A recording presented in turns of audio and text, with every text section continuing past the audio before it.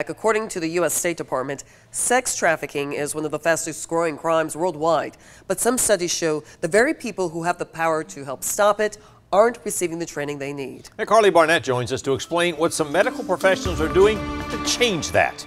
Frank, Lori, sex trafficking is a problem we have talked about, unfortunately, several times here on 13 WMAZ.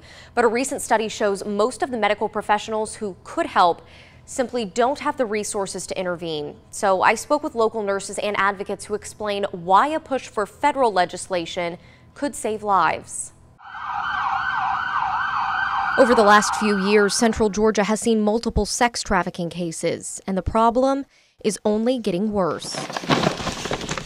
Something Denise Atkinson knows all too well. Assessment for injury, collection of evidence. As a forensic nurse and director of the Crisis Line and Safe House Clinic, she examines the victims of sex crimes. It's happening right in our community, and people just don't realize that. Atkinson says even medical professionals are often in the dark. In a study published by Johns Hopkins University, 95% of emergency room doctors and nurses say they never received formal training on the appropriate treatment of trafficking victims. And that is concerning since the Annals of Health Law reports 88% of sex trafficking survivors say they went to a healthcare provider while being trafficked. Survivors who could have been saved sooner. To show the scope of this, Georgia ranks 7th in the entire country for sex trafficking cases, and those cases increased by 40% from 2015 to 2017. That was very alarming to me. Amanda Parkerson is a graduate nursing student at Georgia College. So I feel like if we can just start understanding that this is an issue, that's a good way to begin. To help with that, advocates and many others in the medical field support the SOAR to Health and Wellness Act.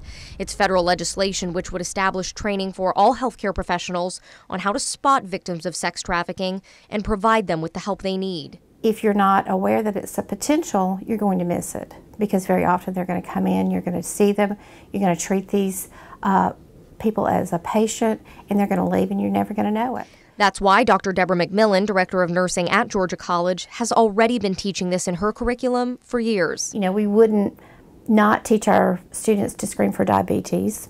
We would not teach our students to screen for hypertension. And this is really, you know, as relevant as any of those. And she didn't need an act of legislation to see the importance firsthand. We were able to get them into a different exam room. We were able to get the person out front.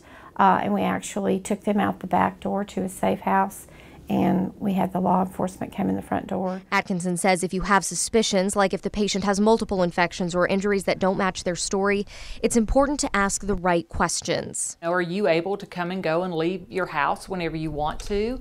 Do you have to ask permission to do things from someone? And it just kind of opens the door, because they're going to come through the ER at some point. That's why Parkerson wants to be on the first line of defense. Police and all do a great job at finding and helping these people, but we need to identify them first, and I feel like that's our job. Being aware of the red flags and intervening could mean you don't just treat your patient, you free them. Comes right up the middle of Georgia, I-16, I-75, and that's where it all travels. Their end destination might be Atlanta, but they're coming through Macon. At this point, that act has passed the House, but it still hasn't passed the Senate. We have more information from Bibb County District Attorney David Cook online, as well as what local hospitals Coliseum and Navicent had to say. Frank, Lori. Thank you, Carly. If you know someone who needs help, there is hope. You can call the National Trafficking Hotline 24 hours a day. The number is 1-888-373-7888.